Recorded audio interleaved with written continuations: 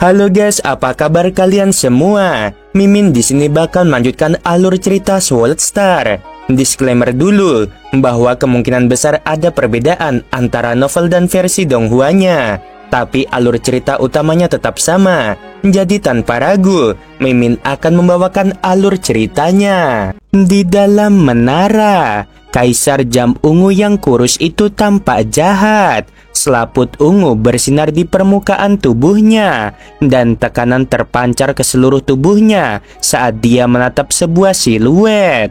Lo Feng secara alami mengepakkan sayapnya dan tersenyum padanya.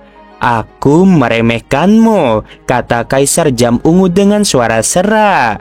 "Aku tidak menyangka kamu juga begitu licik," kata Lo Feng dengan lembut. "Harta karun itu milikku, tetapi aku tidak menyangka kamu akan mendapatkannya pada akhirnya. Setelah kematian Gulchang, kamu mungkin mendapatkan banyak harta karun itu." Jam Ungu mencengkram cakarnya yang bersisik dengan sangat erat. Jelas dia sedang marah dalam hati. Lo Feng tertawa. "Selama pertempuran ini, siapapun yang selamat adalah pemenang, dan akulah pemenang sejatinya." Saat dia bergerak, Lo Feng mengepakkan sayapnya dan melepaskan serangan. Kecepatannya bertambah saat dia berlari membentur busur dan melarikan diri melalui jalan setapak. "Kamu tidak bisa melarikan diri," Jam Ungu mengejar. Lo Feng telah mendapatkan sebagian besar harta karun itu, dan dia tahu tentang rahasia besar tentang harta karun jam kuno milik Kaisar Jam Ungu. Hal ini membuat Kaisar Jam Ungu ingin menghabisinya. Kartu andalan yang kuat adalah kemampuan tersembunyi seseorang. Begitu yang lain tahu tentang jam kuno milikku, mereka akan bersiap, dan makhluk super mungkin akan bergerak melawanku untuk mengambil harta karunku. Aku harus menghabisinya secepat mungkin. Dia terbang sekuat tenaga. Meskipun dia tidak bisa melihat Lo Feng, dia hanya bisa menggunakan kecepatan maksimalnya untuk terbang keluar dari menara. Lo Feng terbang keluar dari area inti dan melewati tempat tinggal. Akhirnya terbang keluar dari pintu masuk dan keluar dari menara. Aku akhirnya keluar. Lo Feng memandang ke sekeliling hamparan tanah yang luas sambil tersenyum. "Aku tidak punya cara untuk melepaskan kekuatanku di dalam menara. Itu sangat melelahkan. Jalan setapak itu lebarnya paling-paling 1 kilometer. Lo Feng tersenyum dan segera bertukar tubuh. Butuh waktu kurang dari sedetik bagi seekor binatang besar untuk muncul di udara. Panjangnya lebih dari 100 kilometer dan seluruhnya berwarna emas dengan tungkai tebal dan sayap emas. Bahkan matanya berwarna emas gelap.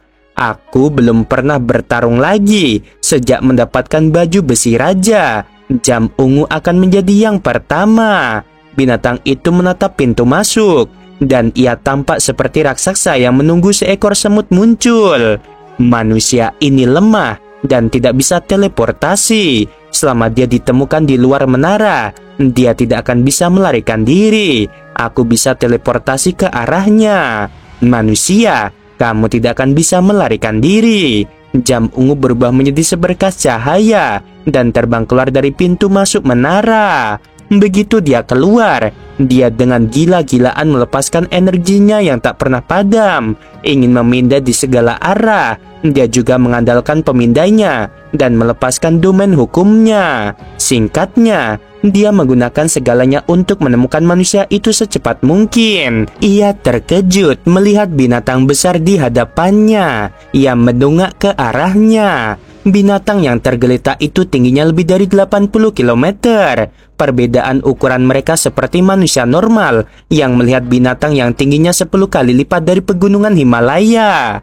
Binatang ini besar sekali. Dari mana asalnya? Apakah klan iblis atau binatang angkasa? Jam Ungu mengamati dengan rasa ingin tahu. Satu tebasan, ruang di sekitarnya hancur saat kerikil dan lumpur beterbangan. Binatang buas dan Jam Ungu terlempar ke celah angkasa. Yang satu menunggu dengan sabar, dan yang satunya lagi tertegun dan ingin menguji kekuatan binatang besar ini. Singkatnya, cakar besar itu mendarat tepat di Jam Ungu. Di dalam celah angkasa, Ruang yang tak terhitung jumlahnya mengalir deras di sekitar jam ungu saat dia menenangkan dirinya. Binatang buas itu berlari mendekat. Binatang itu besar dan mengenakan baju sirah raja. Hanya dengan mengepakkan sayapnya, kecepatannya beberapa kali lipat kecepatan tubuh manusianya. Jam ungu mengendalikan 3 jam api untuk mempertahankan diri, tetapi mereka malah terpotong-potong. Kecepatannya bahkan lebih mengerikan daripada manusia itu. Mereka bertukar 2 pukulan dan jam ungu sudah terdorong mundur. Pada wujud puncakku, binatang ini tidak akan punya keuntungan apapun. Namun, aku kehilangan banyak energi abadiku di menara. Karena itu, kekuatanku bahkan tidak mencapai setengah dari puncaknya. Dia marah dan cemas. Dia benar-benar ingin mencari Lo Feng dan tidak melawan binatang buas ini. Apa yang terjadi? Kemana manusia itu pergi? Bagaimana binatang ini tiba-tiba muncul?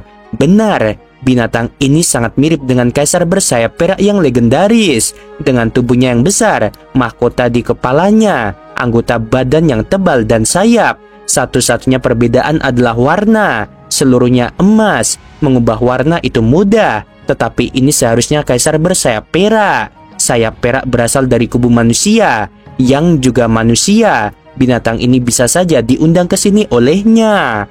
Dia teleportasi dan menghilang. Baru setelah dia lenyap, binatang itu pun lenyap dan tubuh bumi muncul.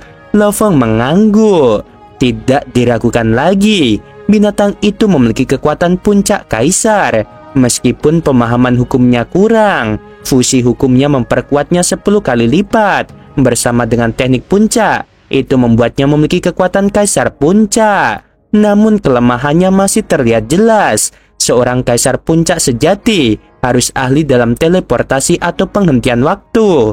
Mereka semua memiliki kemampuan hukum yang kuat. Lo Feng berpikir, sepertinya aku masih perlu menjadi lebih kuat lagi. Aku masih memiliki kekurangan. Binatang itu sangat kuat, tetapi tidak memiliki teleportasi atau penghentian waktu. Keduanya merupakan teknik mutlak bagi mereka yang terlatih dalam hukum ruang atau hukum waktu.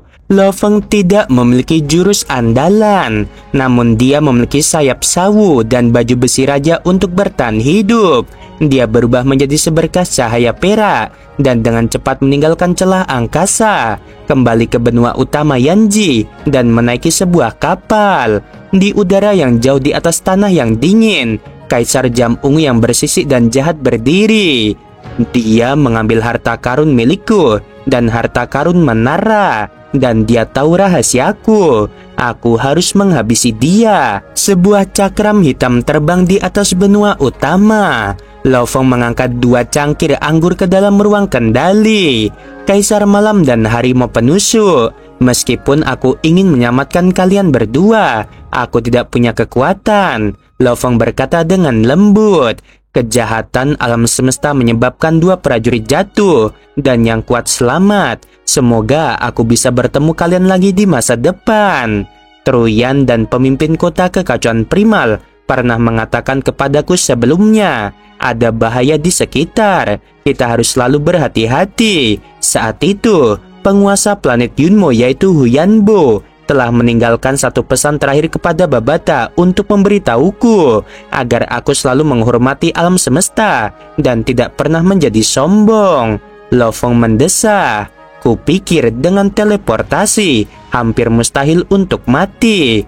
Tetapi faktanya adalah bahwa di dalam menara di benua utama Yanji, hampir semuanya tumbang. Bahkan batas kaisar pun tumbang. Hasil pertempuran itu membuatnya banyak berpikir. Ada permintaan panggilan. Lo Feng mengerutkan kening. Di alam semesta virtual, di dalam sebuah bar di kota Aliansi Hong, Lo Feng duduk di sudut bersama manusia lainnya. Tian Chen, mengapa terburu-buru mencariku? Ia menatap manusia di hadapannya. Ini adalah teman yang telah ia jalin selama bertahun-tahun. Tian Chen tumbuh di masa yang sama dengan Kaisar Malam. Mereka berdua adalah anggota inti dojo kapak besar. Keduanya selalu menjadi rival, namun hubungan mereka sangat dalam dan rumit. Yang Malam sudah meninggal. Alis Tian Chen sangat panjang, membuatnya tampak sangat serius sepanjang waktu. Dia berkata, sebelum meninggal, dia meninggalkan pesan kepadaku, mengatakan bahwa Gulchang telah menghabisinya. Dia meninggal di benua utama Yanji, dan hanya ada 3 kaisar manusia di sana termasuk dia. Kamu juga ada di sana, dan kamu adalah teman baiknya. Apa kamu tahu sesuatu? Benar, dia dihabisi oleh Gulchang, Lo Feng berseru. Dia dipaksa oleh Gulchang untuk menghancurkan dirinya sendiri. Siapa Gulchang? Tanya Tian Chen. Meskipun Gulchang terkenal di benua utama, dia berasal dari ras lain.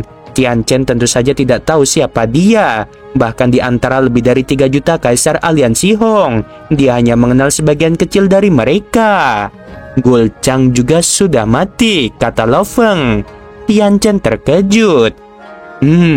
Hidup dan mati adalah bagian dari alam semesta. Kematian tidak dapat dihindari. Baiklah, mari kita minum. Di dalam cincin dunia Lo Feng, tubuh Mosa dan binatang bertanduk emas muncul. Lo Feng melihat benda itu tepat di tengah peti yang dirantai. Semua item lainnya yang ditambahkan bersama-sama masih jauh dari peti ini, pikir Lo Feng. Hanya perlindungan di dalamnya saja menghabiskan puluhan miliar elemen campuran. Harta karun di dalamnya pasti juga mengejutkan. Mari kita coba dan lihat apakah transformasi Mosa dapat memalsukan orang Yanji dan membuka peti ini. Jika tidak memungkinkan, maka aku harus melakukan perjalanan ke kota kekacauan primal untuk menemui guruku dan meminta bantuannya.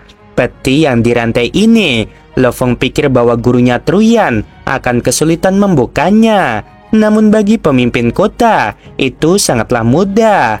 Meskipun ia tidak ingin merepotkan gurunya, demi harta karun di dalamnya, ia rela menempuh perjalanan itu. Mari kita coba. Lo Feng yang berpakaian hitam berubah menjadi energi dan berubah menjadi anggota klan Yanji berlengan 6. Musa Lo Feng membalikan tangannya untuk mengeluarkan sebuah jimat. Semuanya sudah siap. Genetika, energi, jimat, aku punya segalanya. Aku ingin tahu apakah itu akan berhasil. Lo Feng berjalan ke peti itu. 12 rantai masih terikat pada pecahan logam dan mengikat peti itu hingga tertutup rapat. Peti itu memiliki ukiran misterius di sekelilingnya. Lo Feng menarik napas dalam-dalam dan mengelurkan tangan kanannya untuk menggosoknya. Aku penasaran seberapa canggih sistem pemindai ini. Semoga saja berhasil. Sistem pemindai dada itu sebenarnya tidak secanggih yang dipikirkan Lo Feng. Sistem itu hanya memindai 2 benda. Satu adalah jimat dan satu lagi adalah energi kehidupan. Mengenai susunan genetik, ras yang berbeda secara alami memiliki susunan yang berbeda. Energi kehidupan dikonfirmasi, jimat dikonfirmasi. Kunci mulai mengendur. Lo Feng yang menunggu dengan cemas memperlihatkan senyum dan membukanya. Di dalam peti itu terdapat 3 cincin dunia. Dengan pemindai energi dunia, ia menemukan bahwa ketiga cincin itu tidak memiliki induk. Aku akan melihatnya satu demi satu. Lo Feng mulai memeriksa cincin-cincin itu, mengirimkan energi dunia ke cincin pertama. Cincin ini memiliki dunia yang luas di dalamnya. Ada gunung-gunung logam di dalamnya dan sungai-sungai cair yang tak terhitung jumlahnya. Ada juga banyak kapal kelas E bersama dengan barang-barang yang tak terhitung jumlahnya hampir seperti belalang. Semua barangnya berjumlah besar. Dia terkejut. Dia mengangkat cincin kedua dan ketiga. Aku jadi kaya raya. Harta karun suatu ras, bahkan ketika ras Yanji masih kuat saat itu, ini seharusnya masih menjadi bagian yang sangat besar. Lo Feng terkejut dengan jumlah harta karun itu. Lo Feng berkedip dan tubuhnya gemetar. Aku kaya, sangat kaya. Tidak heran Gulchang dan yang lainnya berusaha sekuat tenaga untuk ini. Sepertinya mereka telah melihat lebih banyak dariku dan tahu betapa mengejutkannya harta karun itu. Ketiga cincin itu memiliki tingkatan harta karun yang berbeda-beda, dan di dalam setiap cincin itu terdapat sebuah pesan. Dengan sekali gerakan, 3 pecahan logam muncul di tangannya. Di atasnya terdapat tulisan benua Yanji yang samar-samar, yang menjelaskan harta karun di dalamnya.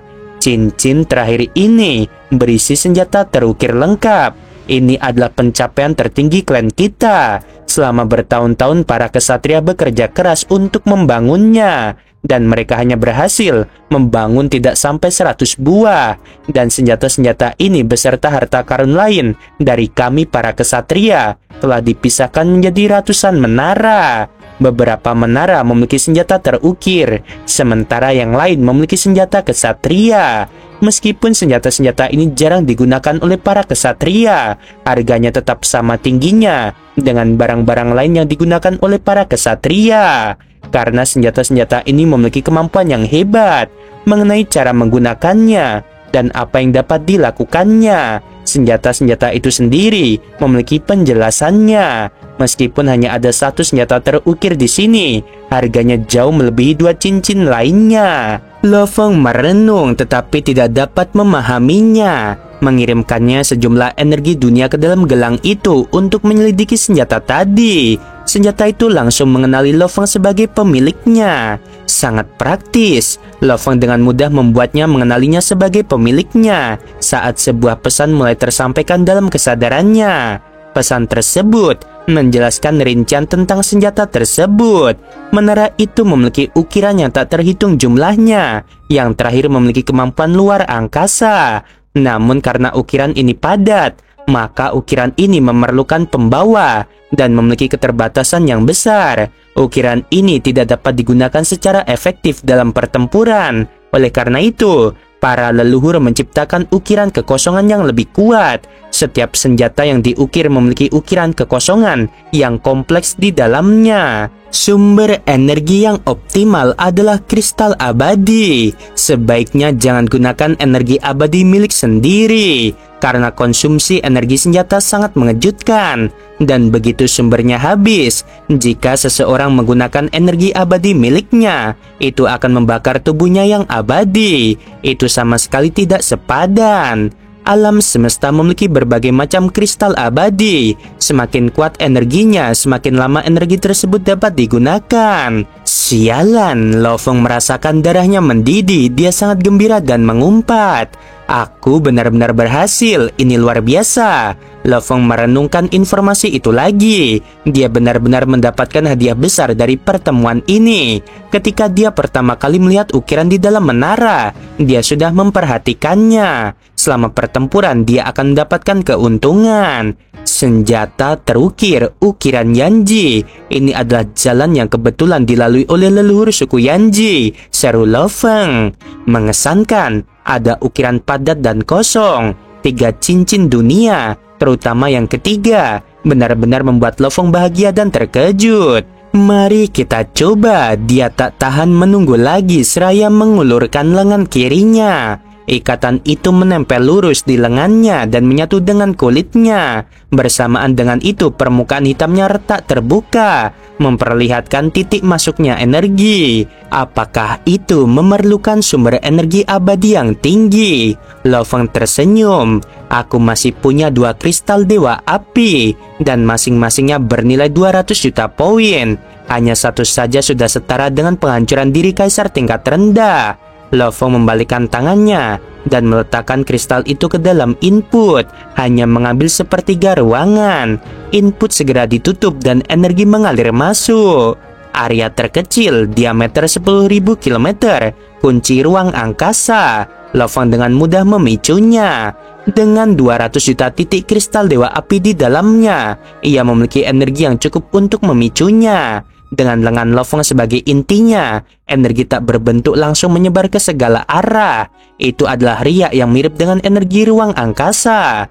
Lo Feng tersenyum kegirangan, mengamati sekelilingnya dan melihat ke atas dan ke bawah. Dan dengan indera ruang yang dimiliki tubuh Musa, ia dapat dengan jelas merasakan ruang semesta dalam area 10 km terkunci. Tanpa sedikit pun riak ruang, seseorang tidak dapat berteleportasi sama sekali. Mata Lo Feng berbinar karena kegembiraan. Kunci luar angkasa ini seperti memiliki pemahaman yang mendalam tentang ruang itu sendiri. Lo Feng merasa gembira karena dia memahami betapa berharganya senjata terukir ini.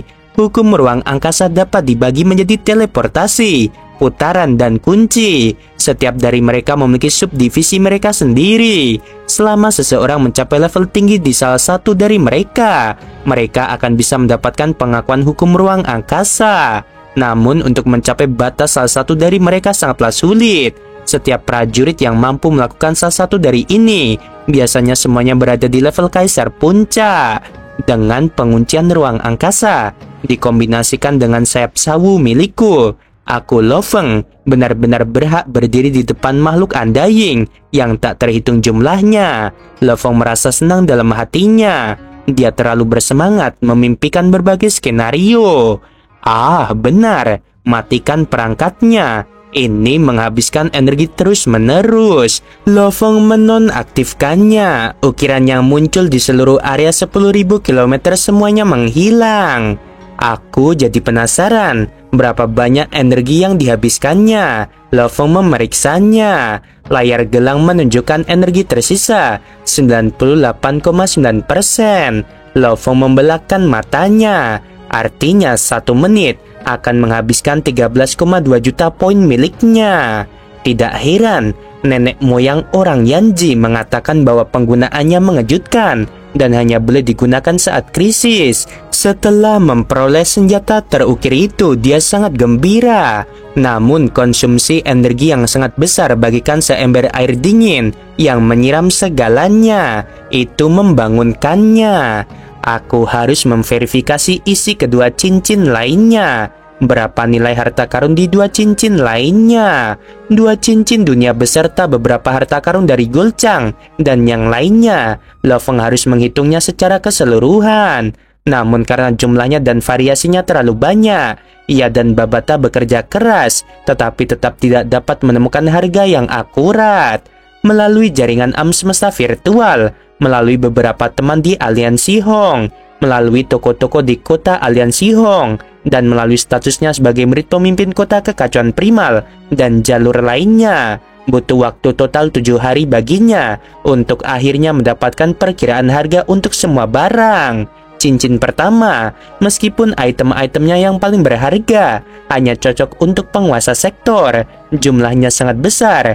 Item-item yang tak terhitung jumlahnya dalam membentuk sebuah benua. Secara total, nilainya sekitar 221 miliar elemen campuran. Cincin kedua berisi benda-benda untuk makhluk undying. Meskipun jumlah bendanya jauh lebih sedikit, namun secara keseluruhan, nilainya sekitar 285 miliar elemen campuran. Cincin ketiga hanya memiliki 1 senjata terukir. Senjata ini sangat langka di antara manusia itu sendiri. Hampir tidak ada harga pasti untuk senjata ini. Tidak dapat dihargai dengan uang dan hanya dapat ditukar dengan barang berharga lainnya. Harganya jauh melebihi 2 cincin sebelumnya. Barang yang aku peroleh dari Golcang dan yang lainnya nilainya sekitar 53 miliar. Total ada senjata terukir lengkap dan itemnya bernilai 560 miliar elemen campuran. Dalam studinya di Gunung Yuxiang, Babata seukuran telapak tangan duduk dan menatap layar bersama Lo Feng. Mereka berdua tercengang oleh hasil penghitungan angka terakhir. Keduanya saling bertukar pandang. Lo Feng, kamu benar-benar hebat, Babata berkedip. Lo Feng tersenyum. Jumlah yang ia dapatkan dari menara itu terasa seperti memberinya kehidupan yang sama sekali baru. Sejak menjadi murid pemimpin kota kekacauan primal, ia telah berinteraksi dengan para seniornya yang lain. Sebagian besar interaksi dilakukan dengan kesatria kapak emas dan beberapa kesatria lain seperti kesatria senjata jahat. Makhluk undying yang normal biasanya memiliki sekitar 10.000 elemen campuran. Pejabat biasanya memiliki sekitar 10 juta. Kaisar biasanya memiliki sekitar 10 miliar. Ini adalah standar untuk kaisar yang tinggi dan berkuasa.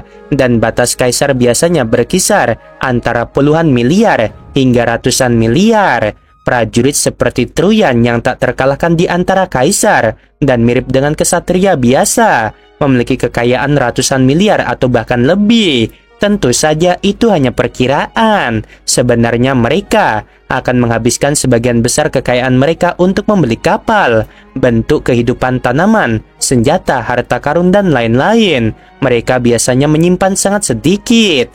Bahkan dengan penghasilannya kali ini dari menara, Loveng tidak akan mampu menghasilkan uang tunai sebanyak itu. Dan saat seseorang menjadi lebih kuat, terutama saat maju ke level kesatria, harta yang mereka butuhkan sangat langka dan sedikit. Banyak yang tidak dapat dibeli dengan uang. Mereka hanya bisa melakukan barter. Seperti senjata berukir ini tidak dapat dibeli dimanapun. Kekayaan para prajurit sebagian besar adalah aset tetap. Aku akan menyimpan harta yang paling berharga, yang tidak berguna bagiku atau yang biasa saja di alam semesta. Sebaiknya aku jual secepatnya, pikir Loveng. Barang terbaik adalah barang yang cocok untuknya. Harta karun kaisar lainnya belum tentu cocok untuknya. Setelah semuanya diputuskan, Loveng mulai diam-diam menangani sejumlah besar barang, seperti lautan barang di ring pertama, kota Alian Sihong, sebagian besar berbisnis dengan para kaisar. Oleh karena itu, tidak ada cara untuk menjual barang-barang biasa ini kepada mereka. Dan dengan jumlah seperti itu, toko-toko juga tidak dapat menangani begitu banyak. Ia hanya dapat menjualnya kepada perusahaan alam semesta virtual. Tepat saat dia sedang menjual harta karun melalui berbagai koneksinya, ada suatu hari, dia tiba-tiba menerima surat dari seorang teman baiknya di kota Alian Sihong. Rincian sederhana, yang kudengar kamu menerima harta karun dari menara pengorbanan di benua utama Yanji. Loveng terkejut dengan pesan itu. Kaisar Mona, di mana kamu? Loveng segera menghubunginya. Setelah beberapa waktu di dalam sebuah restoran di kota Alian Sihong, Loveng mengobrol dengan Kaisar Rubah Mona. Mona, dari mana kamu mendapatkan informasi itu? Loveng tampak cemas. Bajingan mana yang menyebarkannya? Bukankah ini sabotase? Aku juga terkejut saat mendengarnya. Jika itu salah, bajingan ini pasti sangat jahat. Mona menggelengkan kepalanya dan tersenyum.